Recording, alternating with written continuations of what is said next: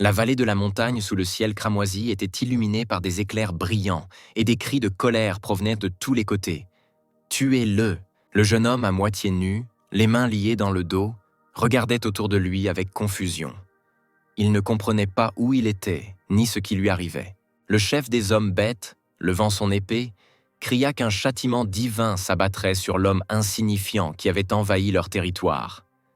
Pendant des millénaires, les terres des hommes bêtes avaient été isolées du monde extérieur. Et maintenant, pour la première fois dans l'histoire, un homme s'était dressé contre eux.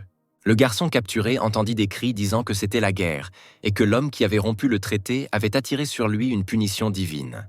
Le jeune homme fronça les sourcils. Jusqu'à récemment, il était dans une grotte. Comment était-il arrivé ici et était-il vraiment destiné à mourir dans ce monde étrange? Il y a 5 heures, un groupe de nettoyeurs se préparait à descendre dans la grotte. Le chef du groupe a exhorté Tsuyoshi à finir de manger plus vite. Ils étaient bientôt en route. L'aîné a averti le garçon de ne pas aller nulle part seul. Il y aurait 2 autres équipes dans la grotte, et s'il se détendait, il n'obtiendrait même pas un morceau de métal. Tsuyoshi, finissant ses nouilles, demanda avec surprise pourquoi tant de gens descendaient dans une grotte ordinaire de Rancé. L'homme dit avec un soupir que c'est l'époque dans laquelle ils vivent. Il y en a beaucoup comme eux maintenant. Ils ne sont pas les seuls héros. À ce moment-là, un cri du membre de service du groupe se fit entendre dans la rue. Il annonçait une assemblée générale. L'aîné regarda dans la rue.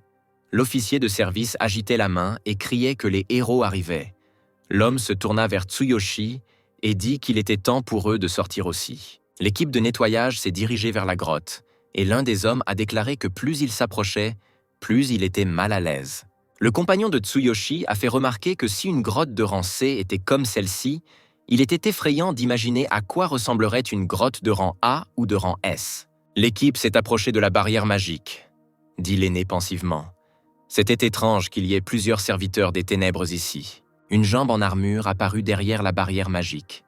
Les héros, ayant terminé leur travail, quittèrent la grotte. Le jeune héros en armure brillante a dit à sa compagne aux cheveux roux qu'il pourrait facilement obtenir la récompense, et elle a brièvement accepté. Les nettoyeurs laissent respectueusement passer les héros, car ils sont vraiment cool, et ceux qui ont échoué au test d'éveil n'ont plus qu'à nettoyer les grottes. L'aîné remercia poliment les héros pour leur dur labeur et leur demanda s'ils pouvaient maintenant entrer. La fille aux cheveux roux répondit « Bien sûr que nous le ferons ». Tsuyoshi Tsukishiro regardait les héros avec envie.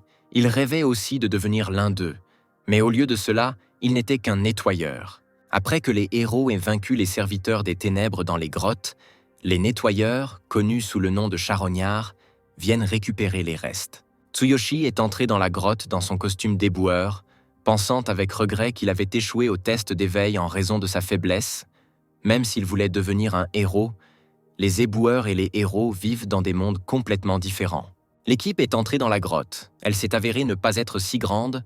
Le chef a dit que la grotte fermerait dans 4 heures.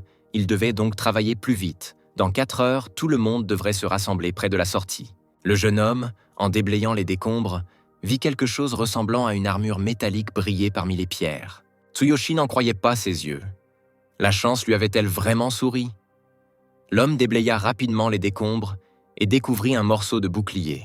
Le frère aîné, qui vit la trouvaille de Tsuyoshi, dit que c'était un bon signe, qu'au moins quelque chose de valable en sortirait. Apparemment, leurs parents les avaient aidés du ciel. Le jeune homme ravi leva la tête, sourit et dit qu'il allait regarder plus profondément. Son frère accepta, mais lui rappela qu'il se retrouverait à l'entrée de la grotte dans 3h30. Le jeune homme répondit qu'il s'en souvenait et commença rapidement à creuser. Il savait que généralement quelque chose de valable se trouvait en profondeur, et il était pressé de chercher. 3h30 passèrent, mais le gars n'avait toujours rien trouvé. Il était contrarié. Il ne serait pas bon de quitter la grotte avec un seul morceau du bouclier. Le jeune homme entendit le cri de son frère aîné et lui rappela qu'il était temps de partir. Tsuyoshi répondit qu'il avait presque fini. Le gars ne voulait pas partir. Il savait que sa trouvaille ne couvrirait même pas une journée du séjour de Karina à l'hôpital, ce qui signifiait qu'il devait trouver autre chose. Et soudain, non loin de là, le jeune homme aperçut un puits. Il le regarda avec surprise et pensa qu'il sentait le trésor. Le gars s'est penché avec précaution pour voir ce qu'il y avait là. Il ne comprenait pas d'où venait le puits dans la grotte. Il semblait qu'il était sec Il pourrait y avoir quelque chose de précieux là-bas. Tsuyoshi était convaincu que s'il trouvait l'objet survivant, il couvrirait toutes les factures d'hôpital de Karina. Il regarda attentivement le fond du puits. Une lueur dorée émanait d'en bas, et après une inspection plus approfondie, Tsuyoshi vit une main squelettique sortir du fond du puits et une bague scintiller sur l'un des doigts. Sans réfléchir, Tsuyoshi descendit dans le puits. Il semblait que les héros n'avaient pas remarqué ses restes. Le jeune homme retira l'anneau de la main du squelette, demandant pardon au ciel. Un large anneau doré avec d'étranges marques commença à briller dans les mains du garçon, indiquant clairement que Tsuyoshi tenait un objet de valeur. Le jeune homme était ravi. Il l'a enfin fait. Il a trouvé un trésor. Un tel équipement se vend à un prix élevé. Le gaz a décidé de mettre la bague pour le moment, et plus tard de demander à M. Nakazato de découvrir son niveau. Il devait se dépêcher. Tsuyoshi a mis la bague. Dès que la bague fut à son doigt, le jeune homme sentit que quelque chose lui arrivait. Tsuyoshi, la bouche légèrement ouverte de surprise, regarda sa main. C'était comme si la lueur de l'anneau imprégnait tout son corps, le transformant. Le gars ne comprenait pas ce qui n'allait pas chez lui. Il tremblait et se tordait. Il essayait d'enlever la bague, mais ne pouvait pas. Avec horreur, il a demandé quel genre de bague c'était. Le système de jeu a signalé que l'anneau de l'infini a reconnu Tsuyoshi comme son propriétaire. À partir de maintenant, il ne peut plus le retirer ni changer de propriétaire, et un passage sans fin s'ouvrira bientôt.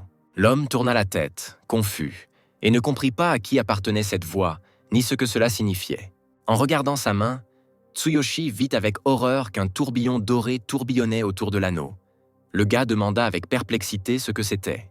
Pendant ce temps, le tourbillon doré devenait plus large et plus fort, et le jeune homme se sentait aspiré dans cet entonnoir doré. Désespéré, il cria à tue-tête pour que quelqu'un l'aide. Le cri du jeune homme jaillit du puits et résonna dans toute la grotte. Le frère aîné se retourna, surpris, et demanda « C'était Tsuyoshi qui criait ?» Il n'était pas encore arrivé au lieu de rassemblement, ce qui était étrange, puisqu'il l'avait vu récemment. L'un des hommes a dit que le gaz était probablement allé voir un autre endroit. C'était dommage qu'il ne puisse pas devenir un héros. Ils ont décidé d'attendre. Il restait encore un peu de temps. Et Tsuyoshi essaya désespérément d'attraper la corde, sentant qu'il était tiré vers l'inconnu. Il semblait que l'anneau avait ouvert un portail, et maintenant une force puissante tirait le gars là-bas. Après avoir repris conscience, Tsuyoshi s'est retrouvé en captivité des hommes bêtes comme l'un des criminels attendant sa punition divine à l'autel. Apparemment, la punition divine signifiait un coup de foudre dévastateur sur l'autel. Tsuyoshi ne comprenait pas pourquoi il avait été envoyé sur la terre sacrée des hommes bêtes. Le roi des bêtes, assis sur le trône, ordonna brièvement le début du procès. Le général a annoncé qu'aujourd'hui se tiendrait le procès de 3 criminels, dont leurs frères, qui ont vendu des informations secrètes sur leur territoire à des elfes et à des humains. Au milieu des cris de colère de la foule, l'accusé fut amené. Il était ligoté et tremblait de peur. Les hommes bêtes crièrent qu'il était un traître et réclamèrent un châtiment sur sa tête. Le criminel était à genoux, et le général proclama que le châtiment divin viendrait sur lui, et la foule répéta unanimement l'appel au châtiment divin. Le malheureux fut poussé sur l'autel, et le général proclama que, sur ordre du roi des bêtes, tous les criminels seraient punis par Dieu. Le condamné se rendit sur le lieu de sa mort, entendant que le marteau du roi divin, entouré de coups de foudre, effacerait tous les péchés des criminels. Personne n'a jamais réussi à échapper à cet autel du royaume du châtiment divin. À ce moment précis, un éclair d'une force énorme s'abattit sur le criminel. Tout l'espace autour était illuminé par une lumière bleuâtre. Le malheureux homme, dont le corps avait été frappé par un énorme éclair, cria d'horreur, mais se tut bientôt. La foule qui assistait à l'exécution continuait de faire rage, criant des appels à la punition de tous les traîtres et à leur exécution par châtiment divin. Le général a proclamé que la punition divine s'abattrait sur le premier homme de l'histoire qui envahirait le pays des hommes bêtes. Cet homme leur a déclaré la guerre et a violé leur traité. Tsuyoshi a désespérément essayé de s'échapper de l'énorme patte. Le garçon a crié qu'il y avait une sorte de malentendu. Il s'est retrouvé ici complètement par accident. Sa sœur l'attendait et a demandé de l'aide.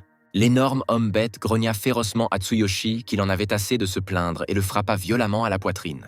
Des larmes coulaient sur le visage du garçon. Il était sûr qu'il ne pouvait pas mourir ici. Karina avait trop besoin de lui. Que faire? L'homme bête jeta avec mépris le jeune homme à ses pieds, et il continua à se lamenter de devenir un héros.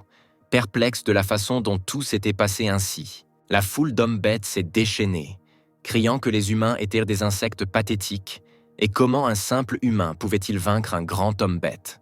Tsuyoshi fut ligoté et jeté sur l'autel, suivi de cris exigeant que le pécheur soit puni. Le jeune homme, impuissant, s'écroula sur l'autel. Mais à ce moment-là, au lieu de la peur, la colère s'éveilla en lui.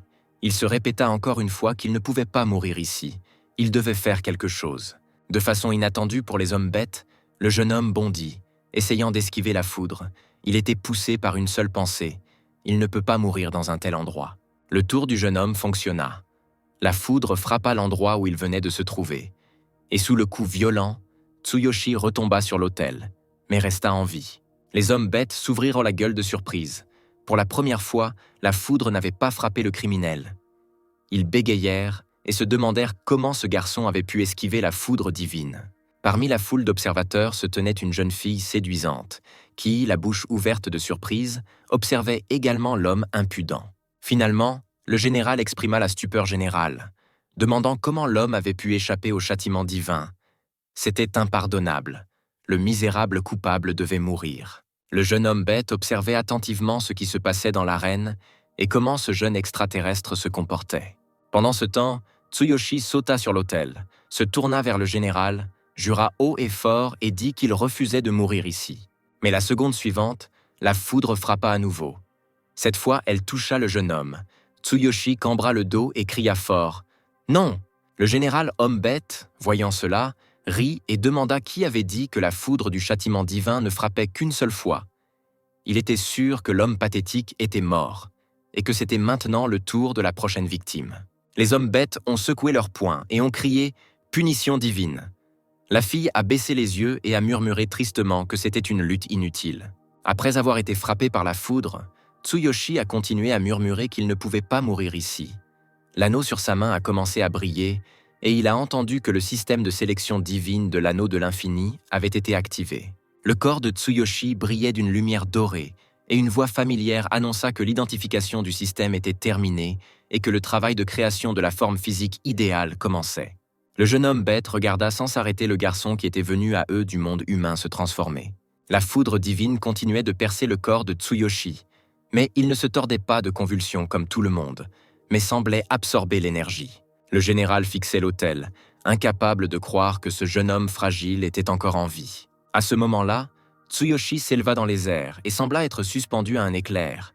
La création de la forme physique idéale continua. Maintenant, tous les hommes bêtes présents regardèrent l'autel avec surprise et se demandèrent ce qui se passait. Le corps du jeune homme a changé juste sous les yeux des hommes bêtes étonnés. Il était entouré d'éclairs. Le système a signalé que la compétence Oil divin avait été utilisée. Le gars sentit quelque chose l'appeler. Il s'assit sur l'autel et marcha lentement vers le marteau. Les éclairs entouraient toujours Tsuyoshi, alors qu'il se dirigeait vers les escaliers qui menaient à l'énorme marteau. Les hommes bêtes ne pouvaient pas croire qu'un homme se dirigeait vers le marteau divin, dont personne n'osait s'approcher de peur d'être incinéré. Mais le jeune homme, comme hypnotisé, s'approcha pas à pas de l'énorme marteau d'or. Le système rapporta que la compétence conscience divine et clonage absolu avaient été appliqués. Il y eut un silence de mort. Tout le monde retenait son souffle, regardant l'homme qui marchait lentement vers le sanctuaire, le marteau divin. Tsuyoshi, obéissant à l'appel du marteau, s'en approcha pas à pas.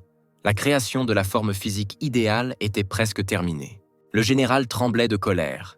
Il murmurait que c'était incroyable, à part le roi divin lui-même. Personne ne s'était jamais approché d'aussi près du marteau. Le jeune homme bête sourit et s'exclama avec joie que ce type essayait de soulever le marteau du roi divin. Mais comment était-ce possible? Tsuyoshi monta lentement en haut des escaliers. Son corps changea considérablement.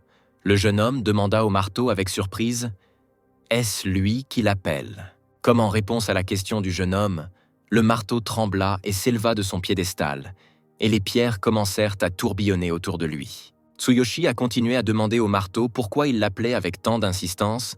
Le système a signalé que la création de la forme physique idéale était terminée et que le statut spécial de l'élu était appliqué. À ce moment-là, un énorme marteau s'éleva dans les airs et commença à se déplacer lentement vers l'homme mystérieux. En quelques minutes, Tsuyoshi changea au point d'être méconnaissable. Des éclairs jaillirent de ses yeux. Il leva la main et invoqua un marteau. Les hommes bêtes regardaient en silence ce qui se passait. Personne ne pouvait comprendre ce qui se passait. Tsuyoshi, comme enchanté, répéta que le marteau divin l'appelait, et les éclairs autour du jeune homme devinrent de plus en plus brillants. Le gars leva sa main gauche, un éclair d'une puissance énorme frappa la main du Tsuyoshi renouvelé et se désintégra en petites étincelles. À cette seconde même, un marteau divin descendit de la main tendue sur laquelle était posée la bague. Le jeune homme serra les poings et regarda l'arme divine avec des yeux flamboyants. Se tournant vers le marteau, le garçon s'exclama qu'il allait utiliser son pouvoir. Le système a signalé que Tsuyoshi avait atteint le niveau 3 et avait reçu le marteau divin, mais il était incapable d'utiliser la puissance du marteau en raison d'un manque de compétences. La jeune et jolie femme bête murmura sous le choc que l'humain avait soulevé le marteau divin. Le général grogna. Comment un simple humain pouvait-il faire ça? C'était tout simplement incroyable. Il ne pouvait pas le laisser toucher le marteau sacré. Même le grand roi des bêtes ne pouvait pas le soulever. Quiconque soulèverait le marteau divin deviendrait le chef des hommes bêtes. Le général était sûr que c'était une sorte d'erreur. Tsuyoshi regarda ses mains avec surprise. Les éclairs brillaient toujours autour de lui. Le gars sentait que pour une raison quelconque, il était devenu beaucoup plus fort. Il a activé l'écran pour vérifier son statut. Le gars a été surpris de constater qu'il avait atteint le 3e niveau. Mais comment est-ce possible, puisqu'il avait toujours été très faible? Alors que Tsuyoshi étudiait les compétences qu'il avait acquises, le général enragé se précipita vers l'intrus pour lui prendre le marteau sacré. Le garçon était tellement absorbé par l'apprentissage des compétences qu'il n'a pas immédiatement remarqué qu'un ennemi s'approchait de lui. Le général se laissa tomber derrière Tsuyoshi. Il était sûr qu'il devait tuer cet homme impudent qui osait empiéter sur leur sanctuaire. Brûlant de colère, le général grogna à l'humain damné de ne pas oser toucher le marteau divin des hommes bêtes avec ses mains sales. La foule rugit d'approbation. Les hommes bêtes criant que leur grand général Ryoda ne permettrait pas à ce petit homme de se comporter comme il le souhaitait et les aiderait à regagner la fierté des hommes bêtes. Ryoda était très déterminé. Il ne savait pas comment ce garçon était capable d'éviter la punition divine et même de soulever le marteau divin, mais il était sûr qu'il s'agissait d'une sorte de malentendu. Avec ses yeux flamboyants de manière menaçante et ses crocs claquants, le général Ryoda cria d'un ton autoritaire à Tsuyoshi qu'il devait immédiatement remettre le marteau divin des hommes bêtes à sa place. Le visage du général se tordit en une grimace, et il grogna avec colère que le contrevenant au traité devait accepter sa punition et mourir. Le jeu a informé Tsuyoshi que sa compétence passive Oil Divine avait été activée, lui permettant de révéler des informations détaillées sur n'importe quel objet. Le jeune homme n'avait pas encore tout à fait compris de quel type de compétence passive il s'agissait, Œil divin, et il tourna son regard vers le général enragé. Au même moment, une fenêtre bleue apparut au-dessus de la tête de Reda, indiquant le statut, le niveau et l'arme du général. Tsuyoshi a compris ce qu'est l'œil divin. Maintenant, il peut voir toutes les informations sur le général. Le général Ryoda prit son énorme épée, sa colère grandissant car il ne pouvait pas comprendre comment un humain chétif osait s'opposer à lui. Le général brandit son épée et dit qu'il aurait pitié de l'homme et lui permettrait de mourir sans souffrir. Mais à la surprise du général, l'homme réussit à esquiver son épée. Tsuyoshi essayait toujours d'éviter un combat. Il tendit pacifiquement sa main vers l'avant et dit au général d'arrêter. Il y avait eu un malentendu. En fait, Tsuyoshi avait peur d'engager le combat avec le général. Il comprenait qu'il ne serait jamais capable de vaincre un guerrier du 84e niveau. Reda cria avec colère au petit homme de se taire. Le jeune homme supplia le général de l'écouter et bloqua instinctivement le coup de l'épée avec un marteau. La jeune fille qui assistait au combat pensait que le sort d'un humain était sans égal. Ryoda est l'un des 5 grands généraux du roi des bêtes. Et même parmi les hommes bêtes, il est un adversaire incroyablement redoutable. Tout le monde était sûr que Ryoda couperait l'homme en morceaux d'un seul coup d'épée. Mais soudain, une explosion retentit sur l'autel, et tout le monde vit un éclair de lumière brillante. Pour achever rapidement l'homme, Ryoda a utilisé la compétence frappe rapide. Mais à la surprise du général et de tous les spectateurs, le marteau était protégé par Tsuyoshi. Le garçon serra les dents, déployant toutes ses forces pour résister au coup écrasant du général homme-bête. Tsuyoshi ne pouvait pas croire qu'il avait bloqué ce coup. Il regarda le marteau avec confusion et avait l'impression que ses mains ne lui obéissaient pas. Ce marteau était incroyablement lourd. Le général était choqué. Il regardait avec confusion le garçon qui avait réussi à bloquer son attaque la plus puissante avec seulement un marteau dans ses mains. Mais Ryoda reprit rapidement ses esprits et devint encore plus en colère. Il se précipita sur Tsuyoshi. Le général cria que le gars avait juste eu de la chance. Le marteau l'avait sauvé. Mais la prochaine fois, cela n'arriverait pas. Le gars a de nouveau essayé de dire au général que c'était une erreur, qu'il n'était pas de ce monde, et a demandé au général de l'écouter enfin. Mais le général homme-bête n'allait pas écouter le pathétique petit homme. Il venait de rater son coup et était pressé de défendre sa réputation impeccable de guerrier. Le général attrapa Tsuyoshi avec son énorme main et le serra fort. Le jeune homme sentit que son corps fragile pourrait ne pas être capable de résister à une telle prise. Ryoda décida que s'il ne pouvait pas abattre ce type, il le lancerait dans le ciel et l'achèverait avec un tremblement de terre. L'écran de compétences apparut à nouveau devant Tsuyoshi, et il vit que sa compétence clone absolue lui permettait de copier n'importe quelle compétence ennemie. Tsuyoshi savait qu'il devait agir rapidement, sinon il risquait de mourir. Et en quelques secondes, il réalisa comment fonctionnait la compétence de clonage. La description disait qu'il devait sentir le cœur de l'adversaire avec sa main. Pendant tout ce temps, Ryoda tenait le gars dans son énorme patte. Le jeune homme réalisa que pour utiliser la compétence de clonage passif, il devait toucher la poitrine du général Ryoda. Mais comment faire? Le garçon se tendit et échappa à l'emprise du puissant général homme-bête. Après avoir fait un cercle autour du général, Tsuyoshi toucha brièvement sa main sur la zone de sa poitrine où devrait se trouver son cœur. Soudain, le redoutable général ressentit un élan de tendresse. Il se rappela qu'il avait vraiment un cœur, et, surpris, il libéra le petit homme détesté. Tsuyoshi, en tombant, vit que les signes avec les compétences du général tournaient autour de lui. En une fraction de seconde, il dut choisir une compétence pour le clonage. Il s'est avéré que le général homme-bête avait beaucoup de compétences utiles. Les yeux de Tsuyoshi étaient grands ouverts. Il y en avait tellement, et comment pouvait-il choisir une seule compétence? Le général Ryoda, qui était perdu, reprit rapidement ses esprits et, en bégayant, demanda à Tsuyoshi ce qu'il faisait. La colère brilla à nouveau dans les yeux du général. Il était très ennuyé de ne pas avoir encore réussi à tuer cet homme. Il brandit son épée et cria « Prends ça !» Pendant ce temps, le jeune homme a choisi une compétence pour le clonage. C'était la compétence Heaven Shaker. Le gars a décidé que cette compétence devrait convenir au marteau et a décidé de l'utiliser. Le système a signalé que la compétence Sky Shaker avait été copiée. Et le général Tsuyoshi a répondu à son cri. Il avait dit plusieurs fois qu'il ne pouvait pas mourir ici. Et puis Ryoda vit avec horreur que ce type avait utilisé sa propre compétence, Sky Shaker.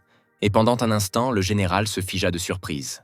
Puis il a demandé avec surprise, car c'était incroyable de voir comment le gars était capable d'utiliser son habileté. Pendant ce temps, la compétence commença à fonctionner. Un flux d'énergie furieuse fut dirigé vers l'endroit où se trouvait Ryoda. Tout autour se transforma en un désordre de pierres solides. La foule d'hommes bêtes regardait cette incroyable bataille la bouche ouverte. Ils ne pouvaient pas croire que ce jeune homme fragile était encore en vie, et le célèbre général Ryoda ne pouvait pas le tuer. Un flux d'énergie et de pierres entourait le général. Mais malgré sa puissance terrifiante, il était incapable de lui faire du mal. Bientôt, l'attaque s'estompa, et Ryoda regarda d'un air interrogateur ses énormes mains. Jusqu'à présent, personne n'avait essayé de l'attaquer en utilisant sa propre compétence.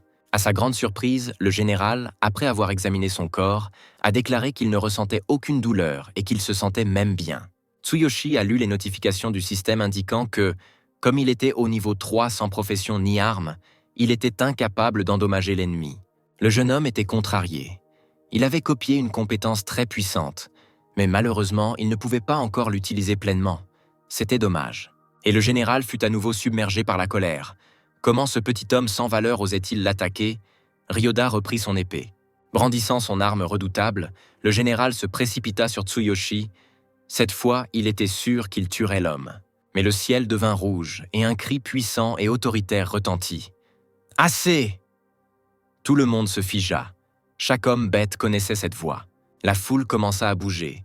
Tout le monde reconnut le roi des bêtes.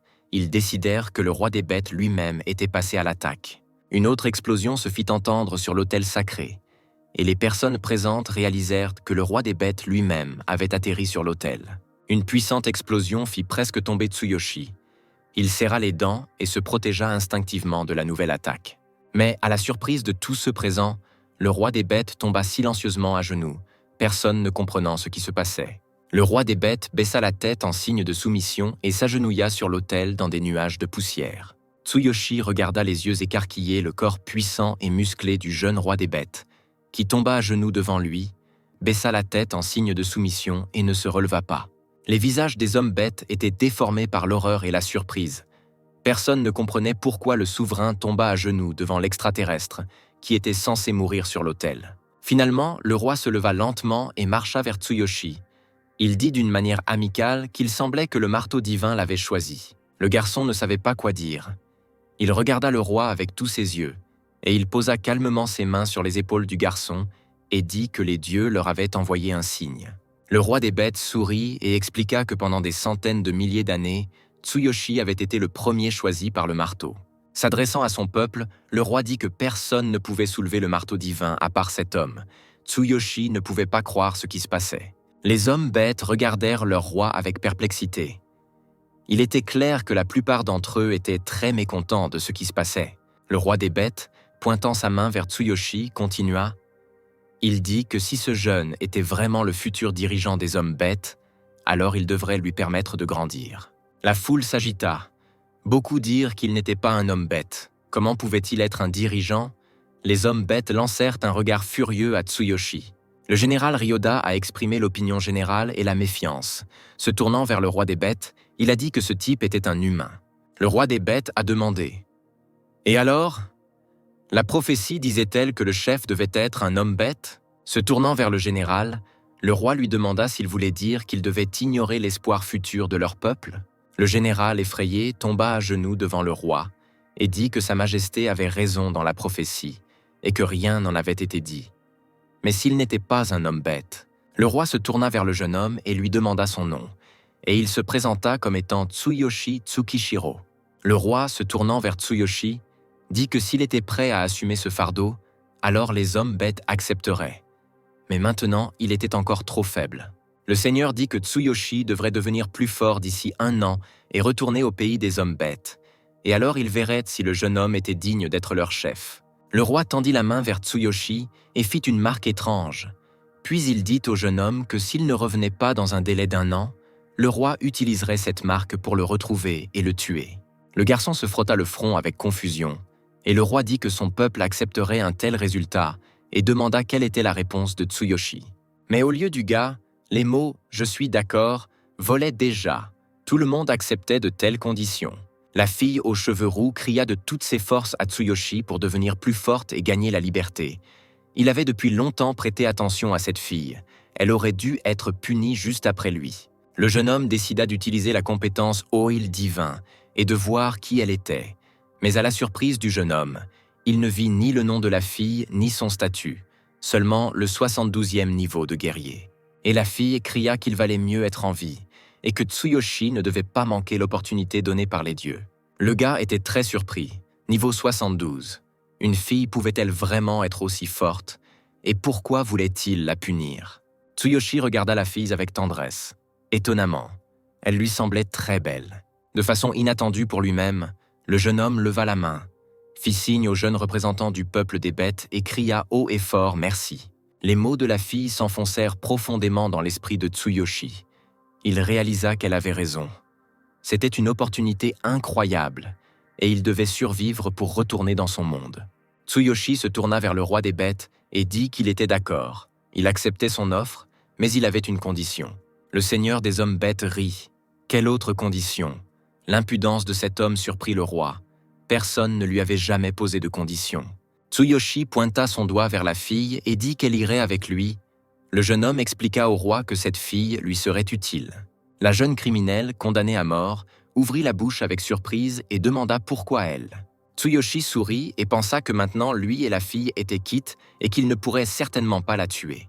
Les hommes bêtes se dispersèrent finalement, et le jeune homme resta seul dans ce nouveau monde pour lui.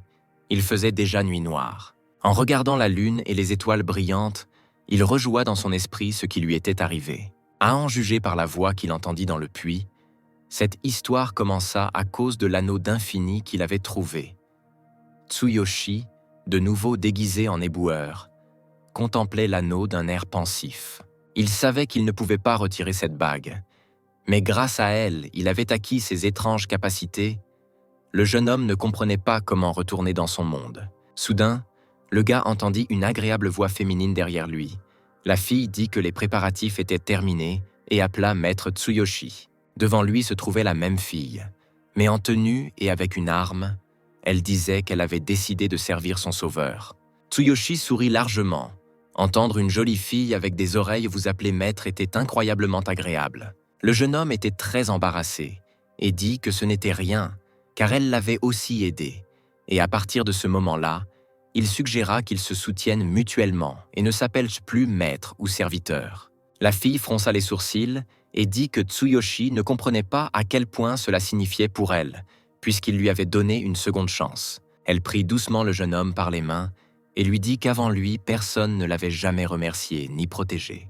En regardant Tsuyoshi avec dévotion dans les yeux, la fille lui a demandé de la laisser l'appeler maître. La jeune fille cligna de ses longs cils de manière touchante et, regardant le visage de Tsuyoshi, dit qu'il était devenu son miracle et qu'elle voulait lui consacrer toute sa vie. Le nez du gars a commencé à saigner à cause de l'embarras.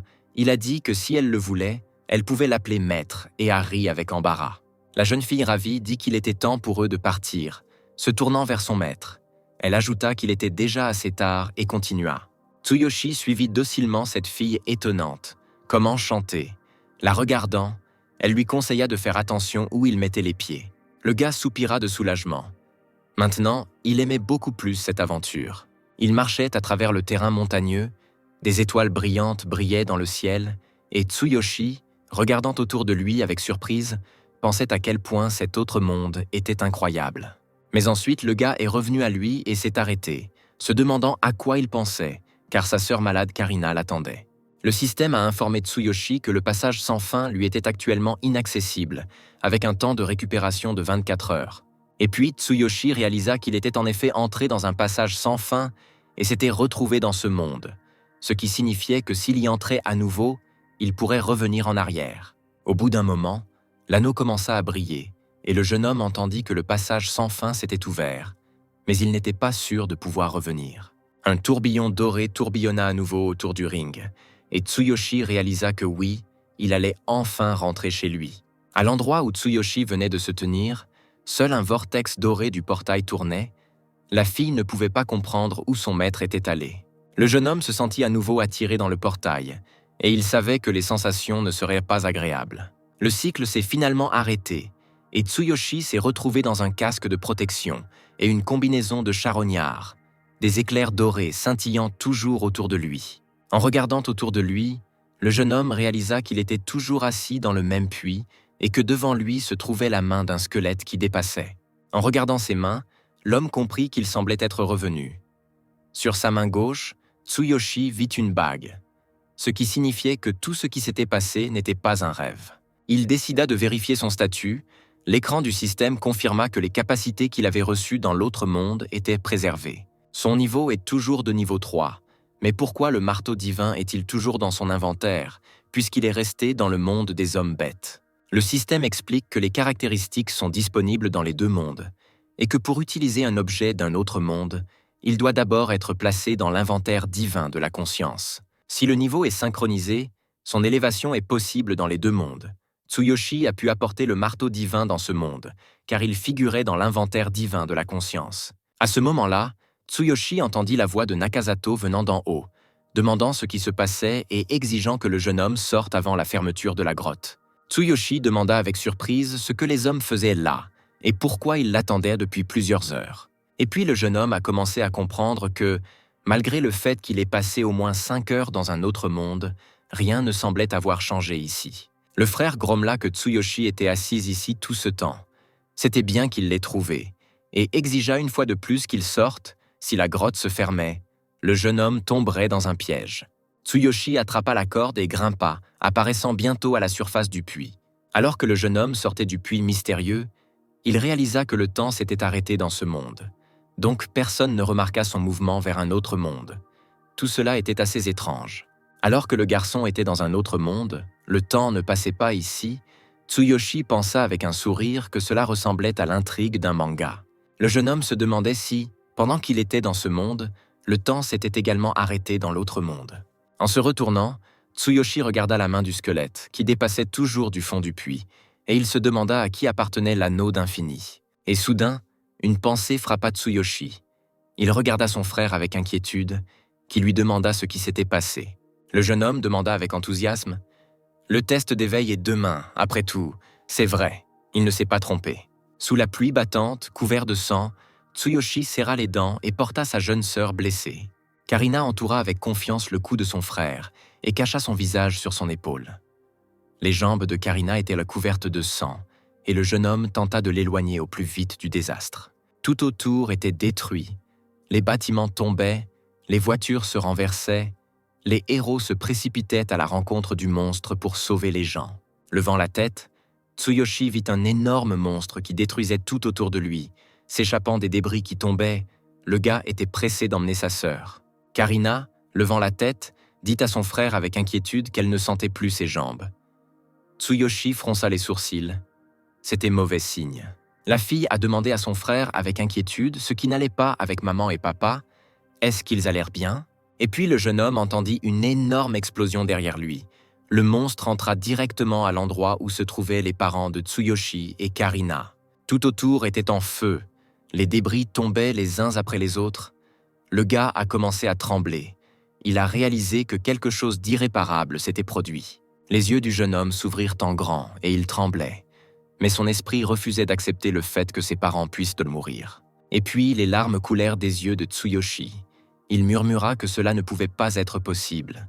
Serra les dents, mais réalisa que maman et papa n'étaient plus là. Le garçon s'arrêta. Le monstre géant faisant rage là où il avait laissé ses parents.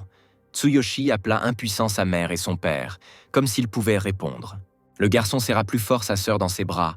Il tremblait violemment. Des larmes coulèrent sur son visage. Serrant les dents, il décida de retourner chez ses parents.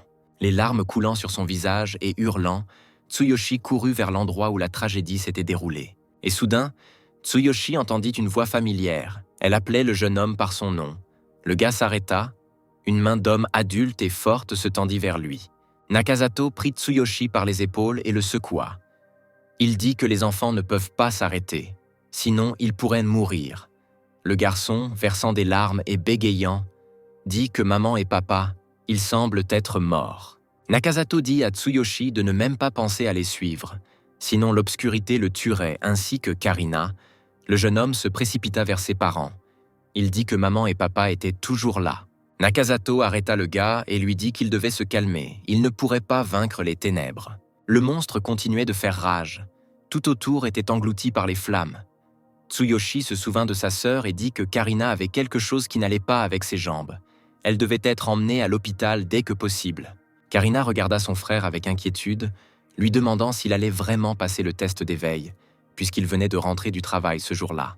L'infirmière a dit que Karina était aussi attentionnée que d'habitude, mais qu'elle avait également besoin de se reposer davantage. Tsuyoshi a demandé à sa petite sœur comment elle se sentait. Ses jambes lui faisaient encore mal. Karina était assise dans un fauteuil roulant. L'infirmière répondit que les douleurs nerveuses étaient régulières et que Karina devait donc prendre des médicaments. La jeune fille rétorqua sèchement qu'elle allait bien et que, même si elle ne pouvait pas se lever, elle s'était déjà habituée à la douleur. Tsuyoshi savait que sa jeune sœur Karina souffrait probablement beaucoup. Grâce à sa compétence au Oil divin, il a vérifié l'état de sa sœur. La chance qu'elle puisse à nouveau marcher sans assistance n'était que d'1%. C'était incroyablement difficile pour Tsuyoshi de voir Karina en fauteuil roulant. Les chances de guérison étaient très faibles et la fille était probablement en très mauvais état. Karina était censée vivre une vie normale, aller à l'école, s'amuser avec ses amis, voyager et passer chaque jour avec le sourire. Après la mort de ses parents, Karina est la seule famille de Tsuyoshi et il décide qu'il ne veut plus la voir souffrir. Même si les chances étaient l'approche de zéro, il voulait s'assurer de la remettre sur pied. Le jeune homme était sûr qu'il y avait toujours une chance. Il devait y avoir un moyen de guérir la fille. Tsuyoshi fronça les sourcils. Il pensait que s'il devenait un héros, il pourrait obtenir plus d'informations et peut-être trouver une solution. Et il ne s'agissait pas seulement de la maladie de Karina. Le jeune homme voulait simplement vivre dans la dignité. En sortant dans la rue, le jeune homme s'est exclamé qu'il allait devenir le héros le plus fort. Les passants regardaient avec suspicion l'étrange jeune homme. Après avoir dit au revoir à sa sœur, Tsuyoshi partit passer le test d'éveil. Il entra dans un bâtiment spécial où se déroulait le test de courage collectif. L'un des chanceux a rapporté avec enthousiasme les résultats de la mesure. Niveau 3, puissance de combat 540. L'administrateur a félicité le jeune homme en disant qu'il était désormais un héros. En lui remettant le badge, il dit au garçon de prendre l'emblème du héros qui avait été créé sur la base des résultats de ses tests. Le nouveau héros s'avança dans le couloir en riant. La jeune fille à côté de lui le regarda avec admiration et lui souhaita d'atteindre le rang C, lui promettant d'organiser une grande fête en l'honneur de cet événement. C'était au tour de Tsuyoshi Tsukishiro. L'administrateur regarda le gars avec doute et lui demanda s'il avait décidé de repasser le test après avoir échoué le premier. L'homme ajusta ses lunettes et demanda à Tsuyoshi de rentrer et de poser sa main sur l'appareil de mesure dès qu'il serait prêt. L'administrateur doutait que les résultats aient changé. Fronçant les sourcils, Tsuyoshi rétorqua qu'il le découvrirait bientôt. L'administrateur a répondu que si le gars échouait une fois au test, le résultat serait probablement le même. L'appareil mesure son expérience avec une grande précision. L'administrateur se plaignit d'avoir déjà vu de nombreuses personnes têtues comme Tsuyoshi. L'homme continua de grommeler, mais le jeune homme ne l'écouta pas et, fermant la porte, entra dans la pièce. Le jeune homme précédent présentait les mêmes signes, ce qui est tout à fait normal. Tsuyoshi savait qu'il était désormais également de niveau 3, il devrait donc devenir un héros. Mais quelle était sa puissance de combat? Pensant ainsi, Tsuyoshi posa sa main droite sur l'appareil de mesure. Il ignorait quelle était sa puissance de combat, mais il était certain que le test devait être pris très au sérieux. Laissé dans la salle de mesure, Tsuyoshi activa sa forme physique idéale, ses muscles se dilatant immédiatement, ses veines se gonflant et des flammes jaillissant de ses yeux. Toute la salle de mesure était remplie d'une énergie incroyable, et la mesure du héros commença. L'administrateur effrayé sentit le bâtiment trembler. Il ne comprenait pas ce qui se passait. Peut-être qu'un tremblement de terre avait commencé. Mais le bâtiment tremblait à cause de la libération d'énergie lorsque la compétence de Tsuyoshi fut activée, et des éclairs volèrent dans toutes les directions depuis ses mains. Le système a annoncé les résultats des mesures. Niveau 3, puissance de combat 5400. Le record de 30 ans pour la force d'un héros de 3e niveau a été battu. Le système informa Tsuyoshi qu'il était premier en puissance de combat parmi les héros de niveau 3, suivi d'un héros possédant une puissance de combat de 930. Le jeune homme n'en croyait pas ses yeux. C'est 10 fois plus que le gars qui a passé le test avant lui. Le jeune homme regarda sa main avec un sourire.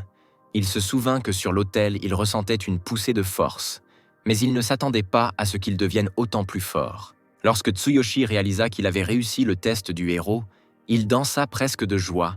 De toute façon, tout se déroulait comme prévu et il deviendrait le héros le plus fort. Tsuyoshi se demandait quel était le pouvoir du marteau du roi divin. Le garçon se souvenait des puissants éclairs qui avaient frappé son corps et son bras avant que le marteau divin ne s'abatte sur lui. Le système a notifié que pour un certain nombre de raisons, le potentiel du marteau du roi divin ne pouvait pas être pleinement utilisé, et Tsuyoshi ne pouvait l'utiliser que pendant 1 seconde. Tsuyoshi décida que cela devrait suffire à mesurer la puissance de combat. Il était très intéressé de savoir dans quelle mesure elle augmenterait.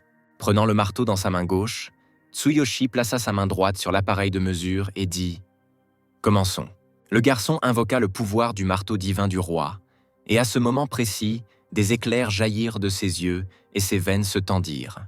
Le système a informé Tsuyoshi qu'il avait utilisé le pouvoir du marteau du roi divin pendant 1 seconde. Le corps de Tsuyoshi se transforma en un éclair, et il sentit toute son énergie s'évaporer en un clin d'œil. Tsuyoshi réalisa que sa force le quittait. Il cria pour que l'appareil mesure sa force de combat dès que possible, son corps tremblant à cause des éclairs. Le jeune homme serra les dents, les veines de son visage se gonflèrent. La sueur coula. Il s'adressa à l'appareil comme s'il était vivant, lui demandant de lui dire de combien sa puissance de combat avait augmenté. L'énergie du marteau devint plus forte et, en 1 seconde, tout le bâtiment se transforma en un éclair étincelant continu et le tourbillon d'énergie devint de plus en plus grand. Bientôt, l'énergie jaillit du bâtiment et se répandit sur la ville. Les maisons bourdonnèrent et tremblèrent. Les gens se demandèrent s'il s'agissait d'un tremblement de terre et pourquoi il y avait tant d'éclairs dans le ciel. Le compteur d'énergie n'a pas pu supporter une telle tension et un message est apparu sur l'écran indiquant que la mesure était impossible en raison d'une surcharge. L'équipement n'a pas pu résister à la puissance et s'est arrêté, provoquant un court-circuit, mettant hors service tout le bâtiment et, par la suite, toute la zone. Les immeubles de grande hauteur furent plongés dans l'obscurité. Le temps d'utiliser le marteau divin prit fin, et au même moment, de nombreux éclairs bleutés disparurent au-dessus de la ville, et le silence tomba. L'administrateur terrifié a ouvert la porte de la salle de mesure et s'est exclamé que le courant avait été coupé en raison d'une surcharge et a ordonné à tout le monde d'évacuer immédiatement. Au moment où l'administrateur est apparu, Tsuyoshi était presque épuisé, sa tête tournait, il regarda l'homme et soupira lourdement. Et l'administrateur, en bégayant, demanda au jeune homme qui il était. Tsuyoshi quitta la salle de mesure. Malheureusement, il ne put pas mesurer la puissance du marteau. Il se gratta les cheveux avec confusion et pensa qu'il n'aurait pas dû sous-estimer le marteau. Mais le gars ne s'attendait pas à ce que toute sa force s'épuise en une seule seconde. Tsuyoshi réalisa qu'il ne devait pas utiliser le marteau divin du roi jusqu'à ce qu'il devienne beaucoup plus puissant. Mais malgré tout, l'objectif principal d'aujourd'hui a été atteint. Tsuyoshi a réussi le test d'éveil, le jeune homme a souri largement, l'emblème du héros était accroché autour de son cou. Maintenant, il est devenu officiellement un héros. Ayant reçu le statut de héros, Tsuyoshi a été envoyé au terrain d'entraînement. Leur entraîneur s'appelait Gaïa. C'est un héros chargé de former les recrues. Gaïa était un guerrier de 9e niveau. Mais sa force de combat n'était que de 1200. Il a dit aux garçons que l'entraînement serait difficile, alors ils devraient tout donner. Les nouveaux venus répondirent à l'unisson. Oui. Ils étaient tous impatients d'acquérir de l'expérience et de vivre des aventures. Tsuyoshi était perplexe. La puissance de combat n'était que de 1200, et le guerrier était déjà au 9e niveau. Le jeune homme était intéressé par quelle serait sa puissance de combat au 9e niveau. Gaïa était très insatisfait de son rôle. Au lieu d'entraîner ses gamins, il préférait explorer les donjons de rang D. L'entraîneur a dit que demain, ils entreraient dans un donjon de rang D, au cours duquel ils comprendraient quel travail leur convenait le mieux, et peut-être qu'ils recevraient même un objet de bas niveau. Les gars étaient choqués. Allaient-ils vraiment descendre dans le donjon? Ne devraient-ils pas d'abord s'entraîner un peu et apprendre leur métier avant de descendre dans le donjon? Gaïa ricana et répondit qu'ils n'avaient pas le temps pour ça. Une fois devenus des héros, ils devaient développer leurs compétences en combat réel. En entendant les grognements des garçons, Gaïa a dit qu'il les avait prévenus que l'entraînement serait difficile et que s'ils n'étaient pas prêts, alors laissez-les partir, sans poser de questions, suivez simplement les ordres. Tsuyoshi réalisa que Gaïa déversait simplement sa colère sur les garçons. Après tout, les héros sont aussi des personnes avec leurs faiblesses. Le jeune homme était réchauffé par la pensée que, quoi qu'il en soit, une fille du 72e niveau l'attendait dans un autre monde. Dès qu'il s'est souvenu de la fille, son nez a commencé à saigner d'excitation. Il a souri largement. Le gars savait que dès que le passage sans fin s'ouvrirait, il irait vers elle. Une fois dans son appartement, Tsuyoshi a allumé les nouvelles. Il disait qu'en raison du tremblement de terre, l'électricité avait été coupée dans certaines zones. Heureusement, il n'y a pas eu de victimes. Tsuyoshi n'a pas prêté beaucoup d'attention aux nouvelles. Il savait de quel genre de tremblement de terre il s'agissait. Le gars regarda sa montre et pensa que tout allait bien. Le temps était écoulé, il était temps d'aller dans un autre monde. Là, il deviendrait plus fort, choisirait une profession et collecterait l'équipement nécessaire. Le jeune homme se tourna vers l'anneau et ordonna d'ouvrir le passage sans fin. L'anneau s'illumina. Le garçon savait déjà ce qui allait suivre et était prêt. Bientôt, un tourbillon doré transporta Tsuyoshi dans un autre monde. Et la première chose qu'il vit lorsqu'il ouvrit les yeux fut le ciel étoilé et les montagnes. Il retourna de nouveau à l'endroit d'où il avait été transféré dans son monde. Une énorme lune brillante, entourée d'étoiles, brillait toujours dans le ciel. Le crépuscule s'étendait étrangement sur les montagnes. C'était la nuit, comme s'il n'était jamais parti. Tsuyoshi prit une profonde inspiration. Il était de retour ici, au même endroit d'où il avait été transporté. Étonnamment, il était infiniment heureux de ce paysage inhabituel. En regardant autour de lui, le gars s'est rendu compte que son apparence était restée la même. Même ses vêtements d'éboueur étaient les mêmes. Il semble qu'une fois de retour dans ce monde, le temps et l'équipement restent. Et puis Tsuyoshi entendit la voix agréable de la fille qu'il aimait tant. Elle demanda au maître si quelque chose s'était passé. Un peu gêné, il répondit que tout allait bien, rien ne s'était passé. Souriant, il se tourna vers la jeune fille et, serrant résolument le poing, lui demanda de le guider. Sa compagne sourit largement et s'exclama qu'elle était heureuse de voir le maître si inspiré. La fille dit qu'il y avait des gobelins de 3e niveau dans les environs et que le maître aimerait s'entraîner. Malgré leur faible niveau, ces gobelins étaient rusés et dépravés. Le maître devait donc être extrêmement prudent. Tsuyoshi sourit et dit que si les gobelins sont dépravés, alors c'est la fille qui doit être plus prudente. Elle le regarda avec surprise. Tsuyoshi ne pouvait pas croire qu'il y avait des gobelins ici. C'était comme s'il était dans un monde fantastique. Le jeune homme attendait avec impatience que le système de sélection divine montre ses effets, se tournant vers son compagnon. Le gars s'exclama que c'était excellent. La première cible était les gobelins. Le jeune homme et son compagnon de combat s'approchèrent prudemment de la grotte. La jeune fille avertit son maître d'être prudent et de ne pas réveiller les sentinelles gobelins. Tsuyoshi se tourna vers la fille et dit qu'elle était de niveau 72, qu'elle serait certainement capable de les vaincre facilement. Il savait que sa puissance de combat était égale à 63 000. La jeune fille rougit légèrement et demanda au maître comment il connaissait son niveau. Tsuyoshi, gêné, répondit que ce n'était pas pour rien qu'il était son maître. Il lui a demandé si elle pouvait lui montrer comment les héros de haut niveau se battent. La fille a objecté que si elle l'aidait, il ne gagnerait pas de points d'expérience. Tsuyoshi se gratta l'arrière de la tête avec confusion. Était-ce vraiment une règle, et il voulait la voir en action? La fille devint embarrassée et dit que si le maître insistait, elle pourrait essayer. La guerrière prit son poignard, dit qu'elle ne savait pas à quel point il serait utile, et suggéra au maître de surveiller attentivement. Dès que l'arme de la fille a brillé dans ses mains, des étincelles ont jailli de ses yeux, elle s'est préparée au combat, et c'était comme si elle-même s'était transformée en une arme mortelle.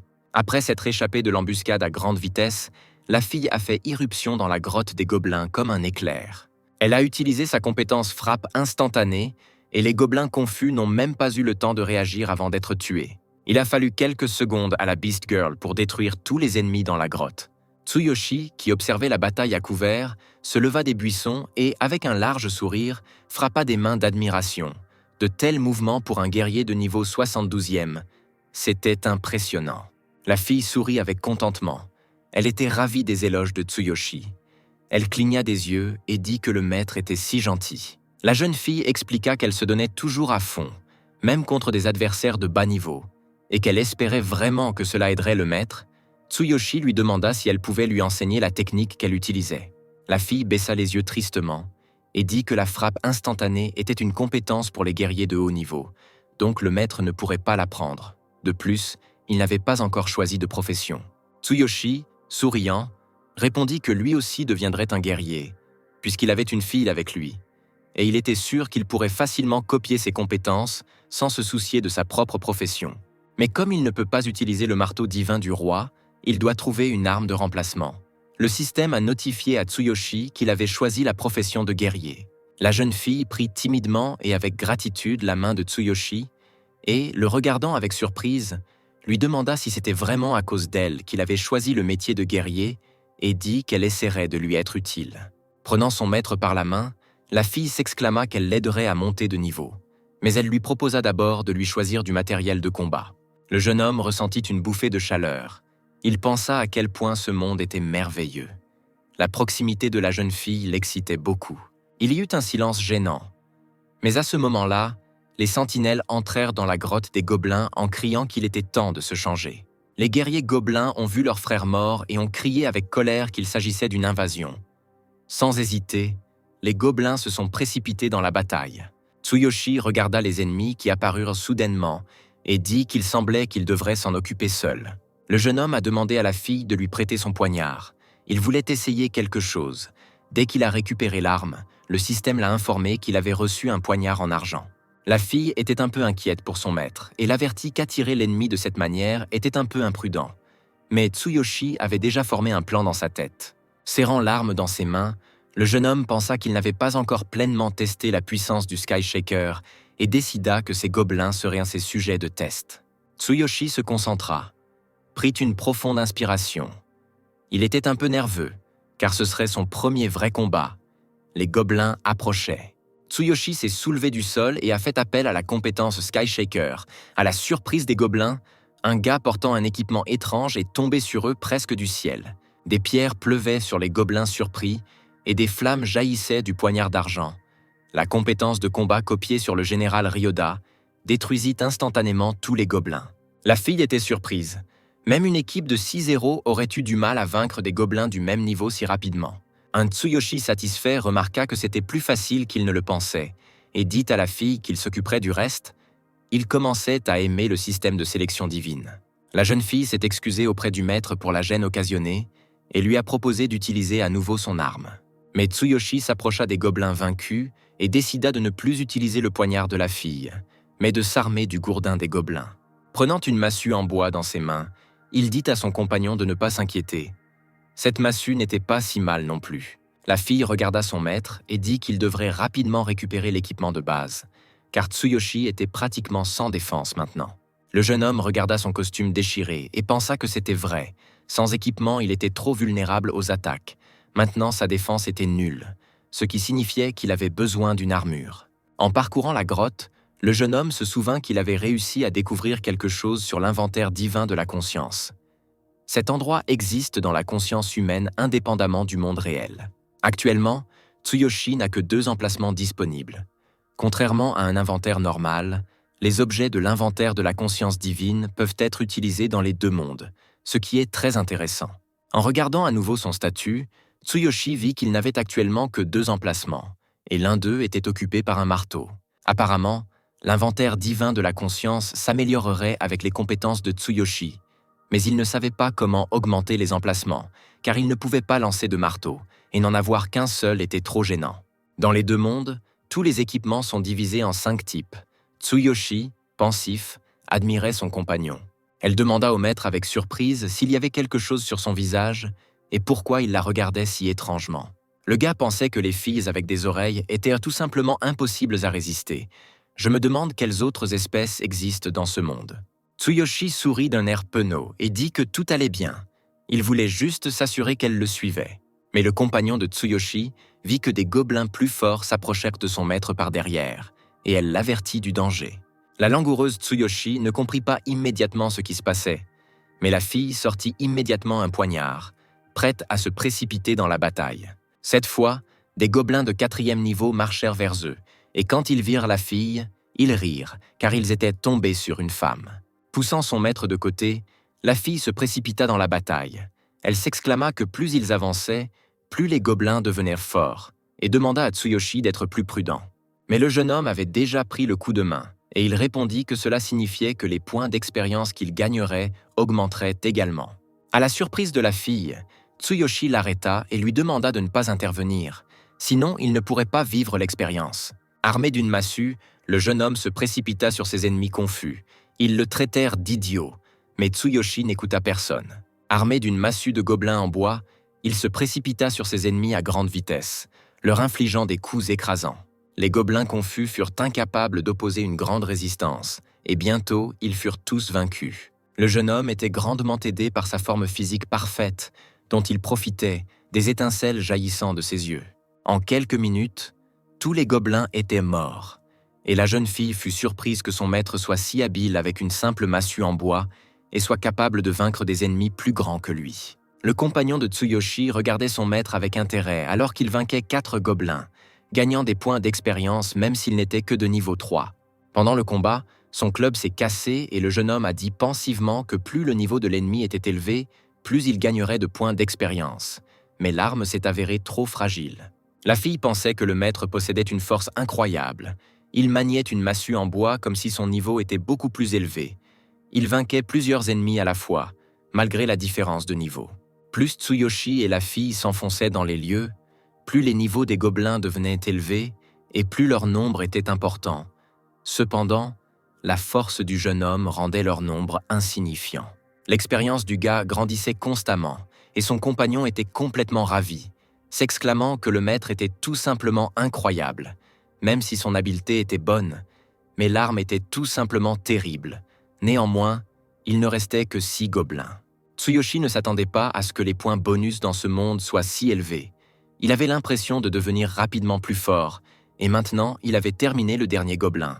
Lorsque le jeune homme travaillait comme charognard, les héros se plaignaient que l'expérience des kobolds de 3e et 4e niveau atteignait à peine 10, et s'ils entraient rarement dans le donjon, ils ne pourraient pas augmenter leur niveau. Dans le monde de Tsuyoshi, l'alliance des héros nécessite qu'une équipe soit constituée et que l'expérience soit divisée de manière égale, et il a entendu les héros parler de la guilde prenant tout pour elle-même. Mais dans ce monde, Tsuyoshi serait capable de gagner de l'expérience qui était donnée pour avoir tué les monstres ici, et c'était tout simplement incroyable. Le système montrait que son expérience était de 2100 sur 3000. Il monte de niveau si vite qu'à ce rythme, il devra bientôt combattre un boss. Et en effet, de lourds pas se firent entendre depuis les profondeurs de la grotte. Un énorme boss se dirigeait vers Tsuyoshi et son compagnon. Tsuyoshi jeta un œil derrière le rocher. On aurait dit que le chef gobelin s'approchait d'eux. Son apparence était trop familière à Tsuyoshi, et le jeune homme commença immédiatement à transpirer. Le patron était exactement comme celui à cause duquel Karina est maintenant à l'hôpital et ses parents sont morts. La fille a dit que malheureusement ce boss était possédé par les ténèbres. Tsuyoshi était surpris. Y a-t-il vraiment des ténèbres dans ce monde aussi? Il a dit que dans son monde il y a aussi des ténèbres. Je me demande si c'est la même chose ici. Ce gobelin noir ressemble exactement à celui qui a tué le père et la mère de Tsuyoshi. C'est peut-être lui. La fille a dit que les ennemis possédés par les ténèbres sont dangereux. Ce boss est de niveau 6, mais à cause de l'obscurité, sa force augmente de façon exponentielle. La fille a expliqué que les ténèbres possédaient non seulement un pouvoir écrasant, mais que leur existence même était entourée de mystères. Elle voulait donc affronter ce boss elle-même. Mais Tsuyoshi s'exclama non. Il voulait s'occuper de lui-même, maintenant ou dans le futur. Il ne savait pas comment les ténèbres étaient connectées aux autres mondes, mais il était sûr qu'il les tuerait certainement tous. En balançant sa massue, Tsuyoshi se précipita sur le monstre géant. La colère l'envahit. Il cria qu'il tuerait ce monstre de ses propres mains, tuerait celui qui avait tué son père et sa mère. La jeune fille, confuse, appela son maître. Tsuyoshi hurla que ces maudites ténèbres avaient ruiné la vie de sa sœur Karina. Le jeune homme invoqua la compétence « secoueur céleste », copié. Des éclairs jaillirent des yeux du garçon alors qu'il criait avec colère au chef gobelin de mourir. En utilisant sa compétence Sky Shaker, Tsuyoshi a sauté tout en haut du boss et a commencé à le frapper, mais cet ennemi était trop fort pour lui. Le patron le repoussa rapidement et le jeune homme roula la tête la première sur le sol en pierre de la grotte. Ensanglanté et avec ses vêtements déchirés, Tsuyoshi tomba parmi les rochers et les nuages de fumée. Le gars sentit un filet de sang couler de sa bouche.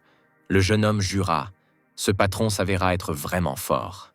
Pendant ce temps, le gobelin géant ouvrit sa grande bouche pleine de dents pour achever son impudent ennemi humain.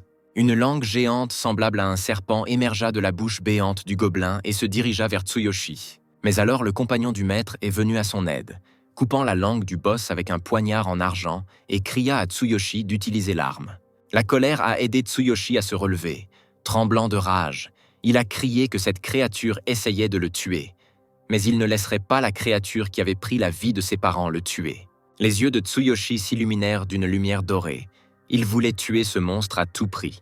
Le système a informé le jeune homme que la forme physique absolue avait été activée. Le gars serra le poing et tout son corps fut rempli d'une force incroyable. Ses veines gonflèrent et des éclairs dorés dansèrent autour de lui. En un clin d'œil, le corps de Tsuyoshi a changé, devenant désormais beaucoup plus grand et plus fort, se transformant en une machine de combat. Le gars était prêt à déchirer le boss gobelin noir en lambeaux à main nue. Serrant les poings, il se précipita dans la bataille. Le système a averti le jeune homme que la puissance était concentrée dans sa main droite. Elle était incroyablement tendue, le combattant devait donc être prudent. Tsuyoshi a crié que s'il n'avait pas d'arme, alors son corps en deviendrait une. Le jeune homme serra encore plus fort son poing droit, se transformant en ressort et se précipitant vers le chef gobelin surpris. Tsuyoshi s'est transformé en un tourbillon doré enragé, obsédé par l'idée de tuer le patron qui a tué ses parents et mutilé sa sœur. S'élançant du sol, Tsuyoshi se précipita sur le monstre, le frappant avec une force incroyable. S'approchant de la tête du patron, le jeune homme, les yeux flamboyants de colère, lui porta un coup si écrasant que le monstre, possédé par les ténèbres, vacilla. La fille regarda avec surprise le coup de son maître envoyer l'énorme boss gobelin tourner et tomber. Elle n'a jamais cessé d'être étonnée par ce type. Apparemment, ce n'est pas pour rien que le marteau divin du roi l'a choisi. Pendant ce temps, Tsuyoshi ne s'arrêta pas, frappant son ennemi coup après coup, et finalement une explosion s'ensuivit. Le gobelin noir qui a tué les parents de Tsuyoshi et défiguré Karina a été vaincu. Le jeune homme observait avec satisfaction les morceaux du boss déchirés tourbillonner dans la grotte. C'était incroyable qu'un simple charognard ait pu vaincre le monstre. Le système a signalé que le niveau de Tsuyoshi avait augmenté et le jeune homme a murmuré qu'il exterminerait toute obscurité. La jeune fille regarda son maître avec inquiétude. Et finalement, se tournant vers lui, elle lui demanda ce qui était arrivé à sa main. En effet, La main droite de Tsuyoshi tremblait violemment et commençait à s'assombrir, et le jeune homme soupira lourdement. Le système a averti le garçon que son bras était gravement blessé et risquait de se nécrose. Le jeune homme tremblait de tout son corps et de grosses gouttes de sueur perlèrent sur son visage. Il jura, affirmant avoir usé de trop de force. Alors qu'il perdait connaissance, Tsuyoshi vit une note du système indiquant que, puisqu'il avait concentré son pouvoir dans sa main droite, il ne serait pas capable de supporter la charge énergétique. Tsuyoshi sentit sa force le quitter. Une ombre tomba sur le visage du jeune homme. Il vacilla et commença à tomber. La fille appela son maître avec horreur. Le gars est tombé dans les bras de sa compagne et, perdant connaissance, a murmuré que son bras lui faisait mal. Posant la tête du jeune homme sur ses genoux, la jeune fille sortit rapidement son sac de voyage et dit au maître de ne pas s'inquiéter, elle avait une trousse de premiers secours. 1 heure plus tard, des chats volants se sont rendus sur les lieux de la bataille à la demande de la jeune fille et ont commencé un rituel de guérison. Bientôt, Tsuyoshi se réveilla et se sentit beaucoup mieux. Les chats volants s'inclinèrent respectueusement devant la fille et partirent, ayant terminé leur travail. Le jeune homme fut surpris de constater que la guérison dans ce monde était beaucoup plus lente, mais beaucoup plus efficace. Peut-être l'histoire de la pharmacologie dans ce monde est-elle très ancienne. Voyant que Tsuyoshi s'était rétabli, la fille était aussi heureuse qu'un enfant. Le garçon se sentait vraiment beaucoup mieux. Lorsqu'il devint clair que le maître était complètement rétabli, la jeune fille lui rappela qu'ils pouvaient désormais aller chercher leur récompense bien méritée. Les chats volants ont montré à la fille le chemin vers le trésor dans la grotte du chef gobelin. Tsuyoshi oublia complètement la récompense et, en dansant, suivit son compagnon. En entrant dans la grotte des gobelins, Tsuyoshi a reçu une notification du système indiquant qu'il avait battu le record en battant le boss de la grotte. Donc, au lieu d'une récompense partielle, il recevrait la récompense complète. Le jeune homme ne comprit pas immédiatement ce que cela signifiait exactement. Il était seulement clair que la récompense avait été augmentée. Voyant la récompense qui les attendait, la fille haleta. C'était un coffre avec les trésors des ténèbres. Tsuyoshi était abasourdi. Ce type de récompense est assez rare. Il est difficile à trouver même aux enchères. Le jeune homme se souvint de la manière dont il avait travaillé et fut heureux de retrouver ne serait-ce qu'un morceau du bouclier. Finalement, ses efforts avaient apporté leurs fruits. Le garçon était ravi de voir à quel point ce monde était merveilleux. Ouvrant le coffre, Tsuyoshi regarda à l'intérieur avec curiosité.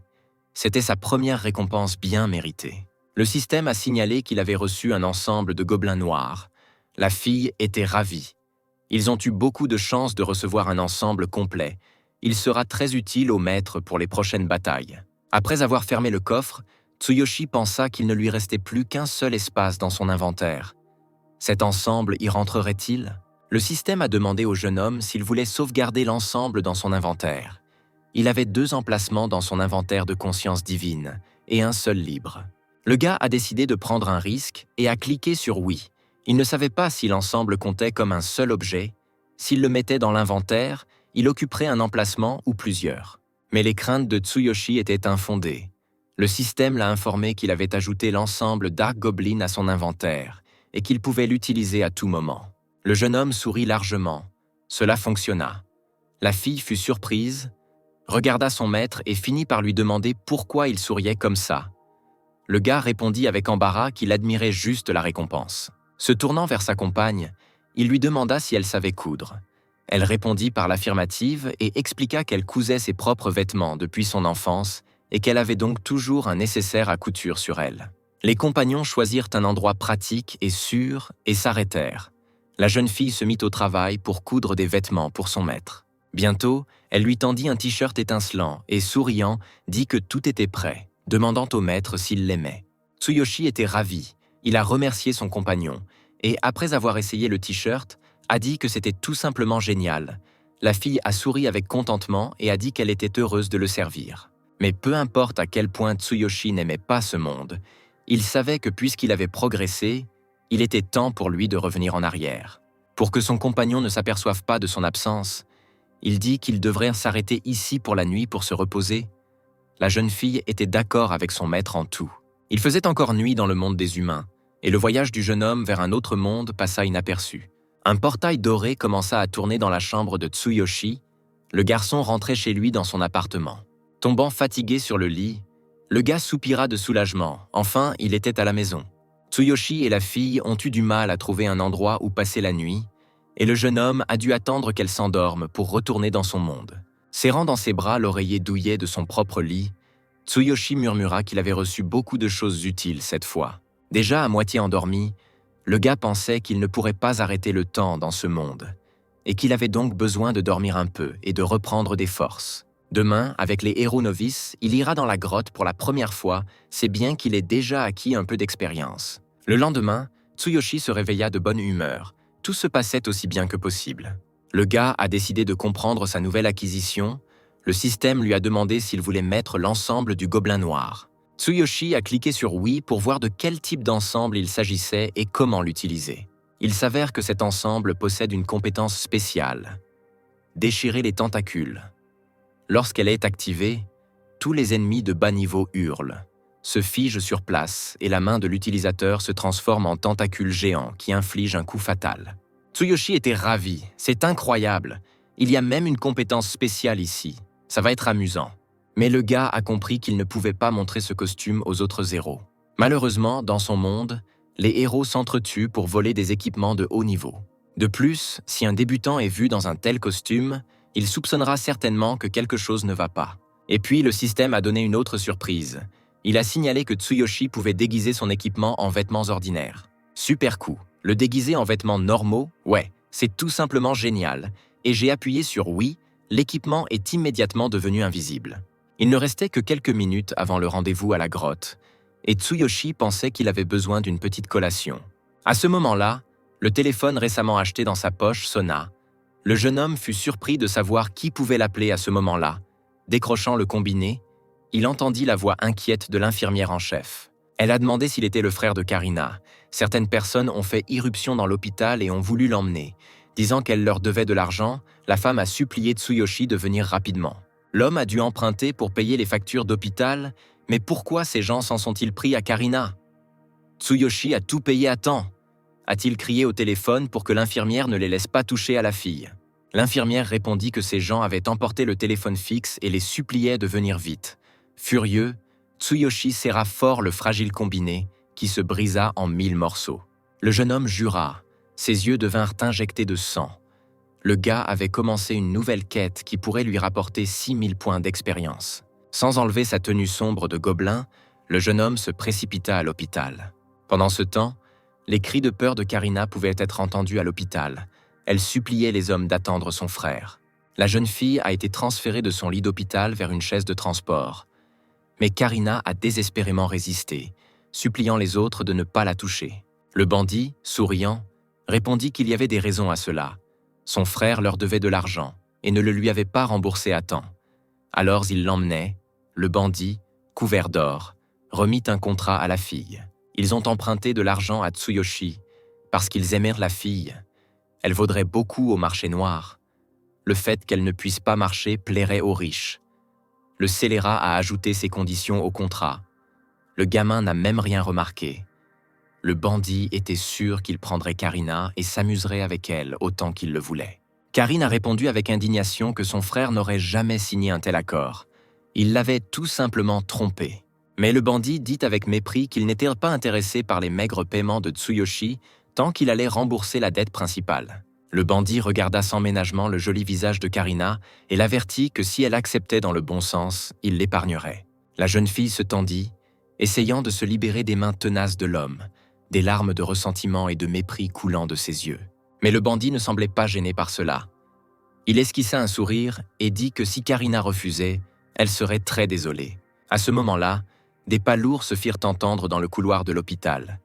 Quelqu'un s'approchait très rapidement de la chambre où se trouvait Karina. Il y eut un coup assourdissant, et un homme très costaud enfonça la porte fermée à clé par les bandits. Les mafieux effrayés se demandèrent entre eux qui c'était. Le corps de Tsuyoshi était rempli de force.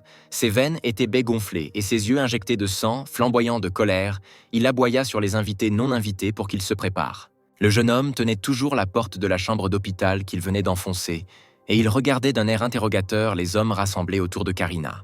3 voyous se tenaient à côté du fauteuil roulant de Karina et regardèrent le gars avec de grands yeux. Il avait beaucoup changé depuis leur dernière rencontre. La jeune fille ravie murmura que son frère était finalement venu la sauver. Le bandit principal debout en face de Karina regarda Tsuyoshi et avec un sourire suggéra que tout le monde devrait regarder et voir qui était venu leur rendre visite. Voyant les poings serrés et la colère dans les yeux du jeune homme, le bandit lui demanda pourquoi il était en colère, que tel était l'accord, et pourquoi il avait besoin d'une sœur aussi pathétique de toute façon. Au lieu de répondre, Tsuyoshi frappa le bandit au visage, lui cassant plusieurs dents, provoquant un jaillissement de sang de sa bouche et brisant ses lunettes. D'un coup suivant, le jeune homme envoya l'impudent bandit dans le coin le plus éloigné de la pièce. Le système a signalé que Tsuyoshi avait augmenté la force de ses jambes et que sa vitesse de déplacement avait augmenté. Le chef de la mafia a percuté du matériel médical et est tombé impuissant sur le sol de la chambre d'hôpital. L'un des bandits s'est précipité au secours du patron, qualifiant Tsuyoshi de monstre. Le grand bandit balança son énorme poing vers le jeune homme, certain qu'il allait maintenant écraser ce gamin contre le mur. Les yeux du gars brillèrent de colère. À la surprise des voyous, il n'avait pas du tout peur d'eux. La contre-attaque utilisée par Tsuyoshi a tordu le bras du bandit comme un hachoir à viande, provoquant une douleur chez l'énorme homme. Le combattant, considéré comme invincible parmi les bandits, tomba à genoux, tout son corps tremblant, et il continua à crier, serrant son bras tordu. Le chef du groupe serra les dents avec colère. Il traita Tsuyoshi de merde et dit que personne ne l'avait jamais vaincu. Le bandit sortit un pistolet de sa poitrine et le pointa sur le jeune homme. Il lui demanda s'il voulait vraiment détruire le gang du Serpent Bleu. Le bandit en colère a tiré sur le gars, lui criant de prendre une balle car il ne pouvait pas payer ses dettes. Karina a crié « Non !» avec horreur. Ses yeux étaient pleins de larmes. Elle était terrifiée à l'idée de perdre son frère. La balle a volé droit sur Tsuyoshi, mais le jeune homme n'a même pas bronché. Il n'a pas essayé d'esquiver la balle, comme s'il était vêtu d'une armure. À la surprise générale, le jeune homme tendit simplement la main et attrapa la balle. Une légère fumée s'échappa de son poing, et la balle ne lui fit aucun mal. Karina regardait son frère aîné avec de grands yeux. Elle ne comprenait pas ce qui se passait et comment son doux frère avait pu attraper une balle en vol. Les bandits étaient stupéfaits, bégayaient. Ils se demandaient comment ce gamin avait pu attraper une balle à main nue. C'était tout simplement impossible. Tsuyoshi jeta la balle sur le sol avec mépris et dit qu'il était un héros après tout. Les bandits regardèrent le gars avec peur, transpirant abondamment. Ils se blottissaient les uns contre les autres et bégayaient, demandant s'il était vraiment un héros. Ils ne le savaient pas. Pendant ce temps, l'infirmière en chef a alerté le policier et lui a dit que des hommes avaient fait irruption dans la salle et avaient commencé à menacer la patiente et son frère. Lorsque l'infirmière et la police sont entrés dans la pièce, les bandits ont très poliment demandé à M. Tsuyoshi de rembourser la dette le plus tôt possible, sinon leur patron ne resterait pas à l'écart. Les voyous battus s'inclinèrent et en partant, dirent qu'il était temps pour eux de partir, s'excusant auprès de Tsuyoshi de l'avoir appelé. L'infirmière regarda d'un air interrogateur les bandits battus aux vêtements déchirés qui, quelques minutes auparavant, s'étaient comportés complètement différemment. Le messager battu du chef du gang Blue Snake jura dans sa barbe. Comment ce type pourrait-il devenir un héros? Il devrait signaler cela au patron. Leur patron est un guerrier de niveau 100 et il détruirait facilement ce gamin. Karina soupira de soulagement et dit que finalement ces bandits étaient repartis. Tsuyoshi s'excusa auprès de sa sœur de lui avoir rarement rendu visite. Le jeune homme dit que le Serpent Bleu reviendrait s'il ne les payait pas. Il avait été accablé de dettes pendant tout ce temps. Mais maintenant qu'il était devenu un héros, il n'y avait plus de quoi s'inquiéter. Karina était sincèrement surprise que son frère soit devenu un héros. Tsuyoshi a confirmé. Mais il est encore un débutant et sera officiellement reconnu lorsqu'il descendra dans la grotte aujourd'hui. Le jeune homme avait emprunté 60 000 $ au gang pour soigner Karina. Réunir cette somme prendrait beaucoup de temps, même en tenant compte du travail du héros, ce qui signifie qu'il devrait vendre tout son équipement. Le gars était sûr qu'aujourd'hui les temps difficiles prendraient fin et qu'il deviendrait officiellement un héros. Gaïa se tenait à l'entrée de la grotte et demanda à ses étudiants si tout le monde était prêt à entrer dans la grotte. Il dit qu'aujourd'hui, il verrait si les nouveaux arrivants étaient prêts à devenir des héros. Gaïa a dit qu'il y avait plusieurs règles. Tout d'abord, tous les nouveaux venus doivent lui remettre l'équipement héroïque qu'ils trouvent dans la grotte. Les jeunes héros ont répondu à l'unanimité qu'ils avaient tout compris. Tsuyoshi a entendu parler de cela. Il semble que l'Alliance héroïque ferme simplement les yeux. Eh bien, il n'y a probablement rien de précieux dans une grotte de bas niveau de toute façon. Gaïa a continué. Concernant le test, il a suggéré que personne ne devrait s'inquiéter. Car lui, un guerrier de 9e niveau, irait avec eux, et s'il suivait ses instructions, tout irait bien. En guise de remerciement pour son travail, les nouveaux doivent lui payer 20 000 yens chacun. Gaïa regarda tout le monde autour d'elle et demanda s'ils comprenaient. La plupart étaient mécontents, mais ils étaient quand même d'accord. Tsuyoshi leva la main et demanda pourquoi il devrait n'a payer l'entraîneur, alors qu'il récupérerait de toute façon tout l'équipement de la grotte et que les stagiaires n'auraient alors plus d'argent du tout. L'un des nouveaux a murmuré à Tsuyoshi de se taire. Guy était de la guilde Crazy Wolves, la guilde le couvrait. Le jeune homme comprenait pourquoi Gaïa demandait de l'argent si effrontément, mais Tsuyoshi ne paierait jamais une telle personne, dit l'entraîneur avec un sourire que telles étaient ses règles. Le mentor s'esclaffa et dit que s'il n'avait pas d'argent, le jeune homme pourrait passer l'examen seul. Guy traita silencieusement ce garçon d'idiot, pensant qu'il se fichait de ses provocations. Les nouveaux venus étaient inquiets. Tout le monde avait entendu dire que personne n'avait jamais passé le test seul, et la plupart des gars pensaient que Tsuyoshi était un imbécile de se disputer avec l'examinateur pour quelques 20 000. Mais à la surprise de tous ceux présents, Tsuyoshi leva calmement les mains et dit que dans ce cas, il passerait le test seul. Les gars ont timidement demandé à Tsuyoshi s'il était sérieux. Peut-être qu'il avait mélangé quelque chose ou mal compris, car c'était très dangereux. Tsuyoshi baissa obstinément la tête et dit qu'il avait tout parfaitement compris. L'administrateur s'approcha et demanda à effectuer à nouveau le contrôle. Il murmura à Tsuyoshi que, bien que ce soit une grotte de rancée, elle était extrêmement dangereuse pour les débutants. Le jeune homme le remercia pour son conseil et dit qu'il avait déjà tout décidé et demandait la permission d'y aller. L'administrateur souhaita bonne chance au nouveau venu, mais pensa qu'il était fou. D'une main tremblante, l'homme prit une note sur sa tablette. Le système a confirmé que le stagiaire Tsuyoshi Tsukishiro a soumis une demande pour passer le test seul. Le type de cette grotte était forestier. Le système recommandait 5 participants ou plus, avec une puissance de 600 ou plus. Tsuyoshi entra dans la grotte et observa les alentours avec intérêt. Il n'avait vu des grottes qu'après avoir éliminé les héros, mais voici à quoi elles ressemblaient auparavant. Puis Tsuyoshi entendit un ennemi apparaître derrière lui. Cela semblait être un gobelin. Un gobelin tomba silencieusement de l'arbre derrière Tsuyoshi, espérant attaquer le nouveau venu solitaire. Au moment des tests, la puissance de combat de Tsuyoshi était déjà de 6400, et il pouvait également utiliser des équipements et des compétences. Les yeux du jeune homme s'illuminèrent en prévision du combat. Se tournant vers le gobelin, il dit avec un sourire que les attaques surprises ne fonctionnaient pas sur lui. Le gobelin noir qui descendit de l'arbre était assez fort, et il grogna de surprise lorsqu'il vit que le jeune homme n'avait pas du tout peur de lui. Prenant une massue de gobelin en bois, Tsuyoshi frappa le gobelin d'un coup. Il a dit que ce gobelin noir était en effet assez fort, mais comparé à sa puissance actuelle, cet ennemi était tout simplement insignifiant. Pour avoir tué un gobelin, Tsuyoshi n'a reçu que 20 points d'expérience. Le jeune homme savait que dans ce monde, l'expérience acquise en vainquant de vrais ennemis était différente de l'expérience dans un autre monde. Se tournant vers les autres gobelins qui se cachaient dans le feuillage des arbres, le jeune homme leur dit de ne pas se cacher et d'attaquer. Obéissant à l'appel de l'homme, les gobelins tombèrent des arbres comme des pois. Ils étaient absolument sûrs qu'ils faisaient face à un ennemi faible. Mais pour Tsuyoshi, cette situation s'est avérée tout simplement parfaite. Il a immédiatement retiré le déguisement de son ensemble de gobelins noirs. Dès que l'équipement est apparu sur le jeune homme, il a activé la compétence spéciale « Tentacules rugissants » et les a dirigés vers ses ennemis rassemblés autour. De nombreux tentacules mortels jaillirent au-dessus de la forêt, tuant tous les gobelins qui descendèrent des arbres et s'approchaient de Tsuyoshi. Des morceaux de gobelins volaient dans toutes les directions, et le jeune homme continuait d'appeler ses ennemis à l'attaquer. L'administrateur attendait anxieusement le jeune homme à l'entrée de la grotte. Près d'1 heure s'écoula. L'homme était sûr que si le stagiaire était resté là aussi longtemps, tout allait bien. L'homme était surpris. Un nouveau venu si intrépide.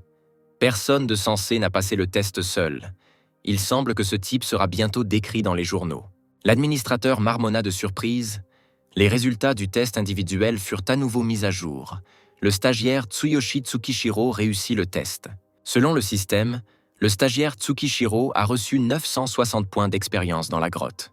À ce moment précis, Tsuyoshi sortit de la grotte et, se tournant vers l'administrateur, lui demanda où il pouvait prendre une douche. Le reste des nouveaux arrivants quittèrent la grotte avec découragement. Ils avaient tous réussi le test d'argent, mais étaient très mécontents de Guy. Le mentor corrompu aboyait sur ses étudiants, disant que sans lui, ils seraient tous morts, Ils étaient devenus des héros sans même avoir les compétences de base. 20 000, c'est toujours bon marché. Les garçons, la tête baissée, se plaignaient que Gaïa lui-même leur avait dit de ne pas intervenir, que le mentor avait refusé d'aider, et de plus, les garçons étaient entrés dans la grotte en premier, et Gaïa ne leur avait même pas donné d'instructions. Mais Gaïa a dit qu'à ce niveau, il devrait lui payer 40 000. Il a baissé le prix pour ne pas écouter les pleurnicheries des débutants. Mais ensuite, le téléphone de l'entraîneur a sonné, et il a demandé à l'appelant d'aller droit au but car Guy était occupé. Le message de l'appelant a choqué l'entraîneur. Il n'en croyait pas ses oreilles. On lui a dit que Tsuyoshi avait réussi le test seul. Gaïa était furieux. C'était tout simplement impossible. Pendant ce temps, le jeune homme prenait une douche après avoir quitté la grotte. Et Guy, en colère, exigea une explication sur la façon dont il avait fait. L'entraîneur a dit que le jeune homme n'était qu'au niveau 4. Comment pourrait-il vaincre les gobelins seuls? Le mentor était sûr que le jeune homme devait avoir utilisé un équipement de haut niveau. Aucun des nouveaux venus n'avait jamais passé ce test lui-même. Tsuyoshi répondit que cela ne signifiait pas que c'était impossible en principe. Apparemment, le problème était que sinon, il devrait donner 20 000. Gaïa était furieux. Il a attrapé Tsuyoshi par la chemise et a crié que ce garçon se moquait de lui et a exigé de répondre, car Gaïa était membre de la guilde Crazy Wolves. Le gars rigola et dit qu'avec un 9e niveau et une puissance de combat de 1200, il semble que cette guilde ne soit pas si forte. Gaïa lança son poing vers Tsuyoshi et demanda avec rage « Pour qui ce garçon se prend-il? Comment ose-t-il insulter un héros ?» Mais les menaces n'eurent aucun effet sur Tsuyoshi. Il tendit calmement la main et arrêta le poing qui le visait. Le gars a regardé Guy droit dans les yeux et lui a demandé s'il voulait vraiment le battre à mort avec ses poings à 9 niveaux. Le mentor corrompu était en sueur. D'où ce jeune homme tirait-il une telle vitesse et une telle puissance? Gay n'arrivait pas à croire qu'il n'était que niveau 4. Gaïa tremblait de colère. Il s'étouffait littéralement et ne pouvait pas prononcer un mot. Aucun des nouveaux venus ne l'avait jamais insulté, et encore moins opposé de résistance. Une lame brilla dans les mains de l'entraîneur. Ce garçon le mettait mal à l'aise et même effrayé. Tsuyoshi, voyant l'arme dans les mains du mentor, le regarda d'un air interrogateur et s'exclama qu'il devrait s'arrêter. Où avait-il vu un mentor attaquer un stagiaire avec une lame? Les yeux de Guy brillèrent de colère. Il balança sa lame vers Tsuyoshi et demanda ce qu'il cachait. Tsuyoshi bloqua le coup du poignard que Guy lui avait infligé avec sa main.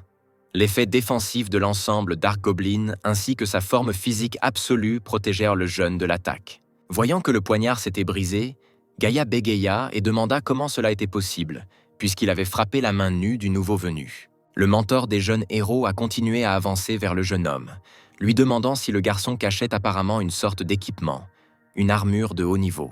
Tsuyoshi resta silencieux. Il avait accidentellement montré ses capacités, même s'il savait qu'il ne devait pas révéler son secret aux gens de ce monde. Maintenant, il y aurait très probablement des conséquences négatives. Gaïa a essayé par tous les moyens de faire dire au gars qu'il avait probablement quelque chose de bien. Le mentor a demandé s'il l'avait trouvé dans la grotte ou s'il l'avait volé. Le jeune homme essaya de feindre la confusion. Sa tête tourna littéralement et il répondit plaintivement à son mentor qu'il avait très peur. Tsuyoshi, presque en larmes, expliqua à son mentor que sans la dague trouvée dans la grotte, il n'aurait jamais survécu. L'entraîneur des jeunes recrues observait le garçon, hésitant à le croire. À ce moment-là, la voix de l'administrateur se fit entendre derrière Tsuyoshi, l'homme s'excusant auprès du jeune homme pour l'attente. L'administrateur a dit que son certificat était prêt. Maintenant, Tsukishiro-san était officiellement un héros. Le jeune homme l'a remercié et a dit qu'il serait bientôt là. Tournant le dos à l'entraîneur, le gars pensait que l'administrateur était son sauveur, car Guy ne ferait pas de scène devant le personnel. Mais le mentor regardait le stagiaire avec avidité. Il était sûr que le garçon cachait quelque chose et rêvait de prendre possession de cet équipement. Tsuyoshi suivit silencieusement l'administrateur pour récupérer son certificat. Il pouvait sentir Gaïa le regarder littéralement dans le dos. Le jeune homme regarda lentement autour de lui. Grâce au système, sa puissance de combat était devenue bien supérieure à celle du héros moyen de niveau 4. Mais combattre des ennemis de haut niveau était toujours difficile. Le soir venu, Tsuyoshi rentra chez lui et décida de réfléchir à la situation. Il semble que Tsuyoshi ait attiré l'attention de Guy. Il n'y a pas de filles avec des oreilles dans ce monde, et son niveau est toujours bas. Il devrait donc être plus prudent à partir de maintenant. À ce moment-là, deux silhouettes sombres se glissaient silencieusement, comme des ombres, dans la maison où vivait Tsuyoshi. Finalement, ils trouvèrent la bonne porte. C'était la porte qui menait à l'appartement du jeune homme. Les deux silhouettes s'arrêtèrent pour s'assurer que c'était bien là. Gaïa dit à son compagnon qu'après avoir enfoncé la porte, il devrait immobiliser le jeune homme par magie. Dans le couloir se tenait Gaïa, membre de la guilde des loups fous, et un mage de niveau 10. Le mentor des nouveaux venus sortit un poignard et, avec une étincelle dans les yeux, dit qu'ils obtiendraient pour bientôt le trésor que ce garçon cachait. Le magicien siffla à son compagnon, l'avertissant d'être plus silencieux, sinon le jeune homme pourrait les entendre à l'avance. Le compagnon de Guy prépara son bâton et dit qu'il détruirait d'abord la chaîne avec de la magie. Le magicien approcha son bâton de la serrure et dirigea la flamme magique vers elle. Bientôt, la serrure fut brisée et la porte fut ouverte. Mais soudain, la porte s'ouvrit et Tsuyoshi apparut sur le seuil, armé d'une massue de gobelins, et les invités non invités furent désemparés. Tsuyoshi, serrant les dents, dit à travers ses dents serrées, en regardant Guy, qu'il s'était avéré être un scélérat très rapide, ayant décidé de voler et de tuer son propre élève. En balançant sa massue vers le mage, Tsuyoshi cria qu'il le détruirait. Le jeune fit appel à la compétence Heaven Shaker du général Ryoda. Le gars fronça les sourcils. Ce scélérat Gaïa avait amené avec lui un mage de niveau 10e. La différence de niveau était trop grande. Le gars savait qu'il ne serait certainement pas capable de vaincre de tels adversaires. La puissance de combat n'est qu'un indicateur pour évaluer les capacités d'un héros. La sienne est de 6400. Mais le niveau est trop bas. Tsuyoshi aurait pu gagner si la différence n'était pas si grande. Ses adversaires peuvent compenser leur faible puissance de combat par leur niveau. C'est comme un guerrier de bas niveau combattant un boss faible de haut niveau. Le jeune homme s'est rendu compte qu'il ne servait à rien de se précipiter dans la bataille, en s'appuyant uniquement sur ses compétences et son équipement. Car s'il échouait, il serait fini. Il le tuerait, tout simplement. Le magicien a crié que le gars essayait de le tromper. Heureusement, il avait renforcé la protection de sa cape et maintenant il allait tuer Tsuyoshi et tout prendre pour lui. Le magicien pointa son bâton magique vers le jeune homme et invoqua une vague de feu, les flammes déchaînées engloutissant le jeune homme. Tsuyoshi sentait qu'il faisait très chaud. La combinaison était immunisée contre les attaques physiques, mais pas contre la magie. Combattre les gobelins s'est avéré beaucoup plus facile. L'homme comprit qu'il devait courir, sinon il perdrait. Il cria fort au magicien de l'attraper. Désespéré, Tsuyoshi a couru dans l'appartement et a sauté par la fenêtre. Le gars a décidé qu'il se concentrerait sur l'amélioration de ses jambes. Grâce à la protection du costume du Dark Goblin, il pourra atterrir en douceur. Confiant que ses adversaires étaient derrière lui, le jeune homme espérait atterrir sur l'asphalte et s'enfuir. Le système a signalé que Tsuyoshi avait augmenté la force physique de ses jambes et lui a rappelé que le reste de son corps n'était désormais plus protégé. Soudain, le jeune homme vit qu'ici aussi il était poursuivi par les camarades de Guy. Un autre membre de la guilde Crazy Wolves a frappé Tsuyoshi dans les airs. Ses poursuivants avaient de penser à tout et avaient mis en place une embuscade. Le compagnon de Guy a crié qu'il avait attrapé le fugitif. En riant, il a demandé au jeune homme. Apparemment, il ne s'attendait pas à le voir ici. Le guerrier de la guilde Crazy Wolves a porté un coup écrasant à Tsuyoshi et, en riant, s'est exclamé que c'était dommage. Ce jeune héros allait sûrement mourir. C'était bien que le jeune homme ait augmenté la force physique de tout son corps pendant la chute, mais il a été touché au genou car il avait auparavant retiré sa défense. Mais avec l'aide de l'ensemble Dark Goblin, il a pu réduire les dégâts. Le magicien surpris a demandé à Tsuyoshi s'il était encore en vie et comment il avait réussi à survivre à une telle chute. Le mage était curieux de savoir quelles compétences le jeune homme avait utilisées lorsqu'il l'avait attaqué. Comment un débutant pouvait-il faire une telle chose ? Enragé par le comportement ignoble des héros, Tsuyoshi pensa avec colère qu'il était prêt à les tuer et activa son équipement Dark Goblin 7. Le jeune homme a activé la compétence spéciale Tentacule rugissante pour détruire ses poursuivants, qui voulaient clairement le tuer afin de le voler. Les héros ne s'attendaient pas à une telle tournure des événements et les trois personnages commencèrent à trembler. Aucun d'eux ne voulait mourir. Mais le mage a rapidement pris ses marques et a imposé des restrictions aux actions de Tsuyoshi. La restriction arrête la cible pendant 1 seconde et demie si le niveau de l'ennemi est inférieur à celui de l'utilisateur. La compétence spéciale a été bloquée. Tsuyoshi a juré, ce mage l'a arrêté. Gaïa et ses amis se sont à nouveau précipités sur le jeune homme. Les membres de la guilde des loups fous ont dit en riant qu'ils tueraient le garçon et partageraient le butin. Mais ensuite, une notification système est arrivée indiquant que le temps de récupération de l'anneau de l'infini avait expiré et que le passage sans fin pouvait être ouvert. C'était le salut. Tsuyoshi ordonna rapidement à l'anneau d'ouvrir un passage sans fin, et alors que Gaïa et ses compagnons se précipitaient vers le garçon, ils ne virent qu'un éclair doré brillant. Alors qu'ils se déplaçaient vers un autre monde, Tsuyoshi cria à ses ennemis qu'il se souvenait d'eux et qu'il reviendrait plus fort et les vaincra. Se retrouvant dans un autre monde, Tsuyoshi poussa un soupir de soulagement. Il put enfin s'échapper. Maintenant, le jeune homme était convaincu qu'il devait apprendre de nouvelles compétences. Il s'était trop emporté avec l'équipement et sans compétences. Il ne survivrait pas. Mais tout était entre ses mains. Afin d'apprendre ses compétences, il avait besoin de l'aide de la fille.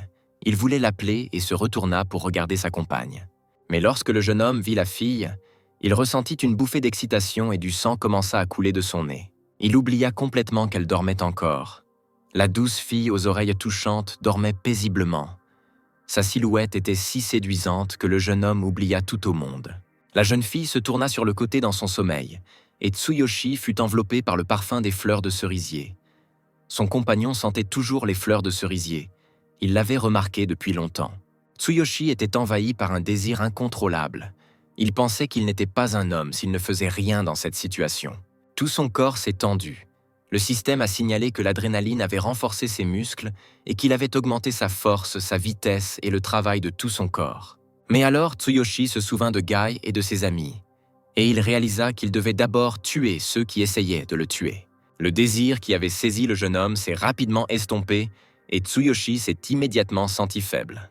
Il tomba à genoux et se dit que ce n'était pas le moment pour les amours romantiques.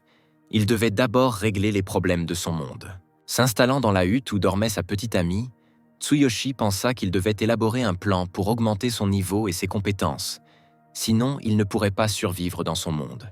Bientôt, le soleil se leva. Les feuilles bruissaient joyeusement et sa belle compagne se réveilla. S'étirant doucement, la fille dit que pour la première fois depuis longtemps, elle avait enfin suffisamment dormi. Bien que Tsuyoshi n'ait pas pu dormir, il a dit à son compagnon qu'il avait également bien dormi et a demandé à la fille si elle pouvait lui faire un autre costume. Le jeune homme a partagé ses plans avec elle, et la fille a dit que pour apprendre de nouvelles compétences, un maître doit obtenir un parchemin de compétences, et pour ce faire, il doit s'inscrire à l'Académie d'arts martiaux. La jeune fille a escorté son maître à l'Académie des arts martiaux de la tribu des hommes bêtes.